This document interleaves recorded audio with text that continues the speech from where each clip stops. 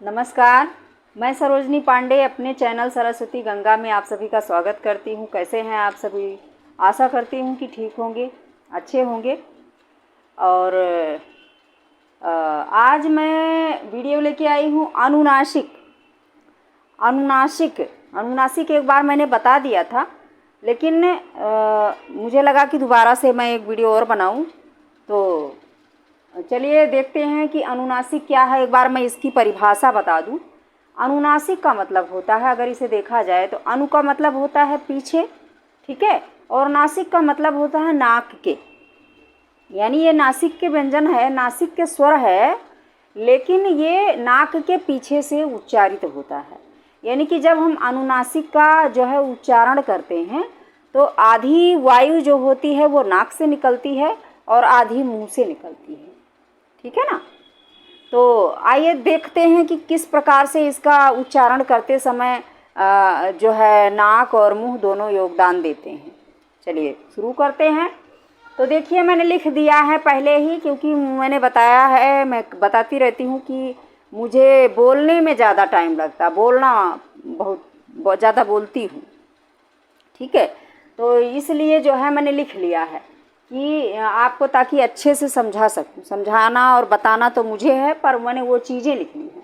तो देखिए कैसे कि जो है ना, इसके उच्चारण में नाक और मुंह दोनों कैसे खुला रहता है। हम देखते हैं इसको, आधी वायु मुंह से कैसे निकलती है, आधी नाक से कैसे निकलती है, इस चीज़ को समझेंगे, ठीक है।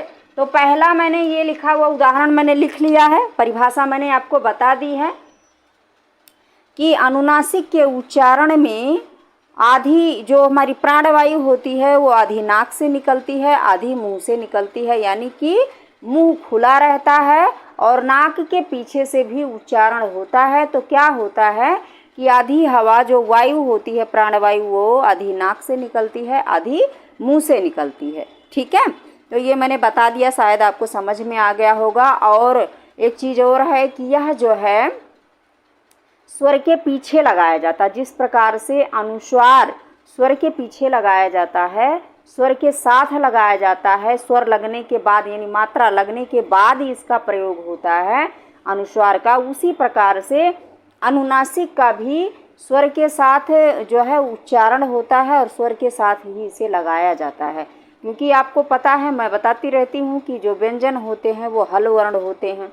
तो व्यंजन पर तो मात्रा, ना स्वर, ना अनुनासिक कुछ नहीं लगाया जा सकता। जब तक स्वर नहीं जुड़ेंगे उसमें, तब तक इनका जो है ना तो उच्चारण होगा, ना ये कहीं पर जोड़े जा सकते हैं व्यंजन में। तो आइए देखते हैं कैसे, ठीक है। जैसे मैंने लिखा है 5। अब इसका 5 का अगर हम वर्ण विश्लेषण करेंगे तो क्या निकल के आएगा। देखिए हम लिखेंगे 5 माने प। अब आ जो है यहाँ बड़ा पै में बड़ा आ लगा हुआ है, तो चाहे आप डंडी लगा लो, चाहे बड़ा आ ही लिख लो, है ना। और उसके बाद फिर जो है ये चंद्र बिंदु लगा हुआ है, ये चंद्र बिंदु लगा हुआ है। अभी मैं इसको समझाऊंगी। उसके बाद च है, च में ऐ छुपा हुआ है। ये वर्ण विश्लेषण हो गया। अब हमें ये देखना है कि किसके बाद ये जो चंद्र बिंदु लगा है, ये किसके बाद लगा है, किसके बाद लगा है, यानी बड़ा आ के बाद। ये किस पर चंद्र बिंदु लगा है? बड़ा आ पर लगा हुआ है। बड़ा आ क्या है? स्वर है, ठीक है। और बड़ा आ का जो मात्रा होता है वो होता है आ का डंडा। ये बड़ा आ का मात्रा होता है, ठीक है। ये जो यहाँ बगल में लगा हुआ है और इसी के ऊपर इसको यहाँ पर लगाया गया, स्वर के ऊपर। अगर स्वर हटा दिया जाए तो व्यंजन जो है वो आधा हो जाएगा, फिर कहाँ लगेगा अनुनासिक स्वर, ठीक है। तो इस प्रकार से आपने देखा कि जो ये अनुनासिक जो चंद्र बिंदु है, ये जो है स्वर पर लगता है, स्वर के साथ आता है, ना कि व्यंजन के साथ आता है।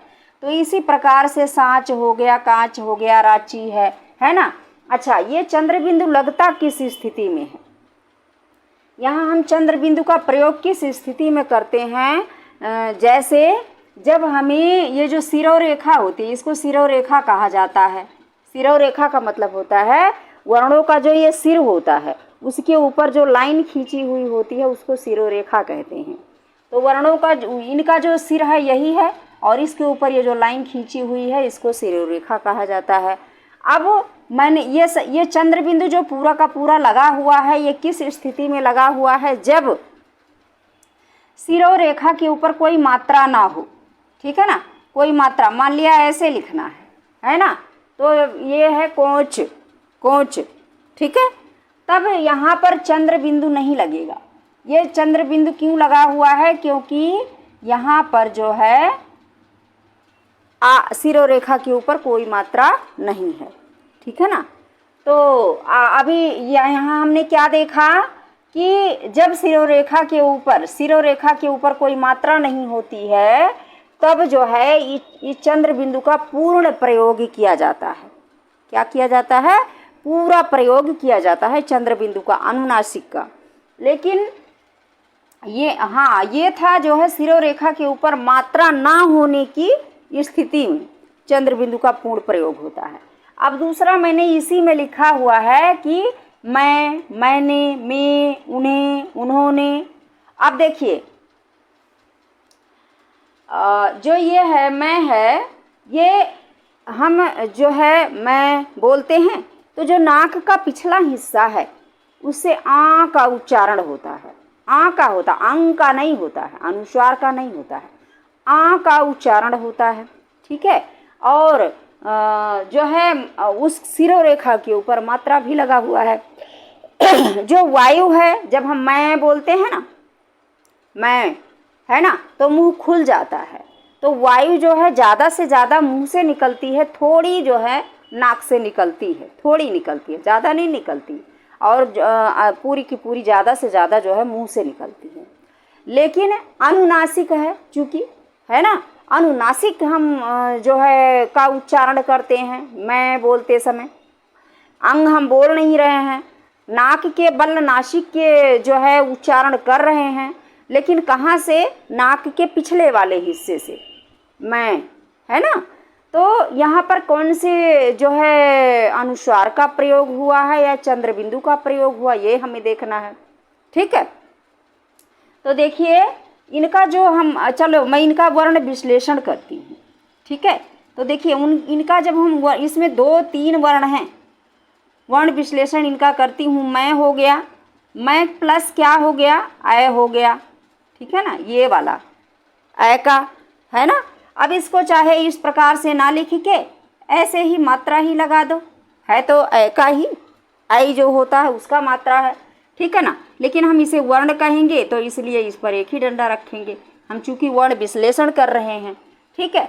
अब जो है इसका भी वर्ण विश्लेषण होता है, ये जो अय है इसका भी वर्ण विश्लेषण होता है। ये किससे किससे बनता है? आ और ए से बनता है। तो यहाँ आ प्लस ए आएगा, आ प्लस ए आएगा। लेकिन अब इतना लंबा ना करके मैं आपको इतने में ही समझा देती हूँ कि मैं में अय का डंडा लगा हुआ है 2, डबल आई जो होता है इसका 2 मात्रा होता है। यहाँ तो लिखने में जब हम मात्रा में लिखते हैं, स्वर में लिखते हैं, तब एक ही मात्रा होता है। लेकिन जब मात्रा के रूप में प्रयोग करते हैं, ठीक है, इसे जब हम वर्ण में प्रयोग करते हैं, स्वर में जब हम वर्ण में प्रयोग करते हैं तब आता है ए आई। लेकिन जब मात्रा में प्रयोग करते हैं तब इसका डबल मात्रा होता है, ठीक है। वर्ण में एक मात्रा होता है और जब हम मात्रा इसका लिखते हैं तब डबल मात्रा होता है, ठीक है, ये वाला मात्रा, ठीक है। अब ये बना किससे किससे? आ प्लस ए से बना हुआ है, तो यहाँ वो भी आना चाहिए, मैंने किया नहीं है। आइए आगे का समझते हैं। अब जो है प्लस में क्या है? चंद्र बिंदु है। प्लस में क्या है? चंद्र बिंदु है, क्योंकि हम अनुस्वार का उच्चारण नहीं कर रहे हैं, हम जो है अनुनासिक का उच्चारण कर रहे हैं। अनुनासिक किसको कहते हैं? चंद्र बिंदु को कहते हैं। चंद्र बिंदु को क्यों कहते हैं? क्योंकि चंद्र बिंदु का जो उच्चारण होता है वो नाक के पिछले हिस्से से होता है, ठीक है, और स्वर के साथ आता है। तो एक तो ये है इसका उदाहरण, इसकी परिभाषा कि जो है नाक के पिछले हिस्से से, ठीक है, उच्चारित होता है वो चंद्र बिंदु होता है, ठीक है, उसे अनुनासिक कहते हैं। दूसरा कि जो चंद्र बिंदु है ये स्वर के साथ आता है, इसलिए इसे अनुनासिक कहते हैं। यानी नाक के पिछले हिस्से से इसको उच्चारित करते हैं और ये स्वर के साथ आता है, नासिक के स्वर बन करके, इसलिए इसको जो है अनुनासिक कहा जाता है। ठीक है, तो मैंने कई तरीके से समझा दिया, शायद समझ में आ गया होगा। अब देख लेते हैं, अब इसको जोड़ना है। अब इसको जब हम जोड़ेंगे तब क्या बनेगा, ये माँ जो है इसमें अय का मात्रा लगेगा, चूँकि मैंने ये समझाया कि इसका ये मात्रा होता है, तो मैं पर हम अय का मात्रा लगा देते हैं। अब चंद्र बिंदु लगाना है। चंद्र बिंदु मैं आपको बताती रहती हूँ कि हर चीज़ जो है सजावट के तौर पर बनाया गया है, चाहे वो वर्णमाला हो, स्वर हो, चाहे व्यंजन हो। ठीक है, सजावट के तौर पर बनाया गया है कि जब हम इसका उच्चारण जो है अनुनासिक के रूप में कर रहे हैं, यानी कि यहाँ पर चंद्र बिंदु का प्रयोग हो रहा है, तो फिर इसको हम यहाँ पर चंद्र बिंदु लगाएं क्या? तो चंद्र बिंदु नहीं लगेगा, क्योंकि हमारे व्याकरणाचार्यों ने कहा है कि जब शिरोरेखा के ऊपर दो मात्राएं हों तो यहाँ पर चंद्र बिंदु ना हो करके चंद्र का जो चंद्र बिंदु है उसका सिर्फ बिंदु यूज किया जाएगा, सिर्फ उसके बिंदु का प्रयोग किया जाएगा। ठीक है ना, जो अनुस्वार की तरह होता है, पर वो अनुस्वार नहीं होता, वो उसी चंद्र का बिंदु होता है। ये वाला बिंदु जो इसमें लगा हुआ है, तो यहाँ पर इसलिए यहाँ पर बिंदु रख दिया जाता है। ये किसका प्रतीक है? चंद्र बिंदु का प्रतीक है, यानी जो चंद्र बिंदु है उसका बिंदु है यहाँ पर, ना कि अनुस्वार का। ठीक है, समझ में आ रहा होगा। ऐसे ही ये मैं हो गया या मैंने हो गया, अब ये तो एक ही बात हो गई, ये भी समझ में आ गया होगा। मैं लिखा हुआ है तो इसको ये थोड़ा अलग हो गया इन दोनों से, तो मैं इसको बता देती हूँ। जैसे यहाँ पर मैं लिखा हुआ है तो माँ पर कौन सा मात्रा है? ए का। अब ए का कौन सा मात्रा होता है? ये वाला मात्रा, जहाँ एक मात्रा लगता है ना, तो वो जो है ए का मात्रा होता है। अब इसके बाद में क्या लगा हुआ है? तो चंद्र बिंदु लगा हुआ है। ठीक है ना, चंद्र बिंदु लगा हुआ है। अब हमें इसको मिलाना है, यानी कि क्या बनाना है? मैं बनाना है। ठीक है, तो अब हम क्या करेंगे? वही बात आई यहाँ पर, जो यहाँ पर थी वही यहाँ पे आई कि मैं में ए का मात्रा लगा देंगे।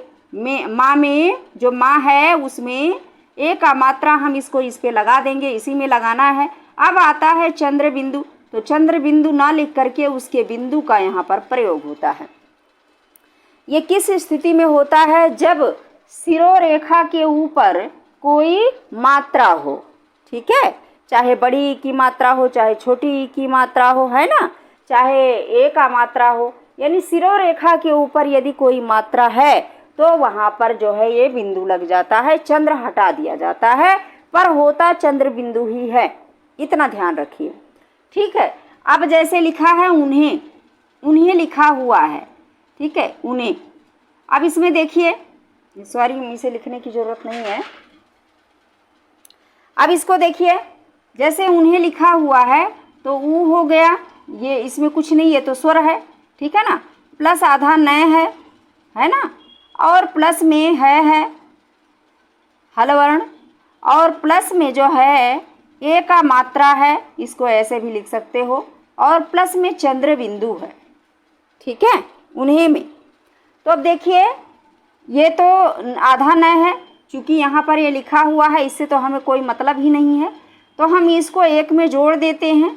ठीक है ना, इसको आधा करके इसको, तो ये उन्हें हो गया, और ये वाला मात्रा इस पे हमने लगा दिया। अब यहाँ चंद्र बिंदु है, तो मैंने आपको बताया है कि सजावट के तौर पर चंद्र को सिर्फ बिंदु के रूप में प्रयोग किया जाता है। चंद्र को हटा करके सिर्फ बिंदु का प्रयोग किया जाता है। ध्यान क्या रखना है आपको कि जो ये चंद्र बिंदु होता है, यहाँ पर जो ये इस प्रकार के जो वर्ण होते हैं, शब्द होते हैं, सॉरी, तो इसमें जो ये बिंदु लगा हुआ होता है ये चंद्र बिंदु होता है। हम इसका उच्चारण करके देख लेते हैं। जैसे लिखा है मैं, क्या लिखा है? मैं को, मैं माने क्या होता है? मैं, अपने को कहा जाता है, अकेले आदमी, है ना, मैं कहा जाता है। तो अब जब इसको मैं कहा जाता है तो इस पे जो है ये बिंदी क्यों लगी हुई है, यानी कि अनुस्वार क्यों लगा हुआ है ना। तो अनुस्वार नहीं है, ये हम उच्चारण करते हैं मैं, तो हमारे मुंह से अंग का उच्चारण थोड़ी ना निकला है। अंग का उच्चारण कैसे होगा? देखिए, भिकमंगा, मंगा, अभी मंगा लिख दो, देखो अभी इसको उच्चारण करेंगे क्या आएगा? मंगा, है ना, मंगा आ रहा है। तो मंगा यानी हमने उठाकर ऊपर उछाल करके हम अंग का उच्चारण करते हैं। अंग का, इसमें पूरी नाक जो है झंकृत हो जाती है, ठीक है, पूरी सांस जो है मुंह से नाक से ही ज़्यादा बाहर आती है। जब हम अंग का उच्चारण करते हैं, अनुस्वार का उच्चारण करते हैं, तो ज़्यादा सांस नाक से निकलती है, बहुत थोड़ी सी सांस मुंह से निकलती है, क्योंकि यह पूरा का पूरा नाक से उच्चारित होता है। लेकिन जब हम अनुनासिक का उच्चारण करते हैं, अनुनासिक माने चंद्र बिंदु का, यानी कि हम कहते हैं 5, है ना, तो 5 कहते हैं, खींच कर हम बोलते हैं तो मुंह पूरा का पूरा खुला रहता है, पूरी की पूरी जो वायु है वो नाक मुंह से निकलती है और थोड़ी सी वायु जो है वो नाक से निकलती है। बिल्कुल उल्टा है ना, बिल्कुल उल्टा है कि अनुस्वार का उच्चारण करते समय ज़्यादा सांस नाक से निकलती है, थोड़ी सी मुंह से निकलती है, क्योंकि यह पूरा का पूरा नाक से उच्चारित होता है अनुस्वार। लेकिन जब हम अनुनासिक का उच्चारण करते हैं तो यह पूरा का पूरा जो है मुंह से उच्चारित होता है। पीछे का जो नाक का पीछे का भाग होता है वहाँ से खींचता है ये क्या करके, आ करके, यानी कि 5, ठीक है। और अनुस्वार कैसे होता है, पंच, है ना, देखो लिख देती हूँ मैं, पंच, है ना, पंच, यानी उछाल कर, यानी पूरा का पूरा नाक के बल उच्चारित होता है, ठीक है। तो अनुस्वार में तो नाक से ज़्यादा सांस निकलती है, मुंह से कम निकलता है। लेकिन जब हम अनुनासिक का उच्चारण करते हैं तब 5 उन्होंने, है ना, तो यहाँ पर जो है मुंह से ज़्यादा निकलती है और नाक से कम निकलती है। तो इस प्रकार हमने क्या समझा कि जो जब शिरोरेखा के ऊपर, ठीक है, मात्रा होती है, शिरोरेखा के ऊपर मात्रा होती है और वहाँ पर चंद्र बिंदु लगाना होता है, चंद्र बिंदु लगाने की आवश्यकता होती है, तब जो है उस स्थिति में सिर्फ चंद्र बिंदु का बिंदु प्रयोग किया जाता है, चंद्र बिंदु का बिंदु प्रयोग किया जाता है। लेकिन जब शिरोरेखा के ऊपर मात्रा नहीं होती है तब चंद्र बिंदु को पूर्णतः प्रयोग किया जाता है। तो मुझे लगता है कि ये समझ में आ गया होगा, और यदि इसमें कुछ कमी रह गई है तो वो आप मुझे बता सकते हैं। और यदि ये मेरा पढ़ाना आपको समझ में आता है तो जो है इसे खूब ज़्यादा से ज़्यादा शेयर कीजिए। जितना आप शेयर करेंगे उतना मुझे उत्साह वर्धन होगा मेरा, और मैं और ढेर सारे वीडियो बनाऊंगी, अच्छे ट्रिक से अच्छे वीडियो बनाऊंगी ताकि आप लोगों को ज़्यादा से ज़्यादा फ़ायदा मिल सके। तो प्लीज़ इसको ज़्यादा से ज़्यादा सब्सक्राइब करवाइए दूसरों से, और जहाँ तक हो सके वहाँ तक, जहाँ तक आप पहुँचा सकते हैं, जितने लोगों के पास तक पहुँचा सकते हैं वहाँ तक पहुँचाइए, ठीक है। तो मिलते हैं फिर अगले वीडियो में, तब तक के लिए धन्यवाद।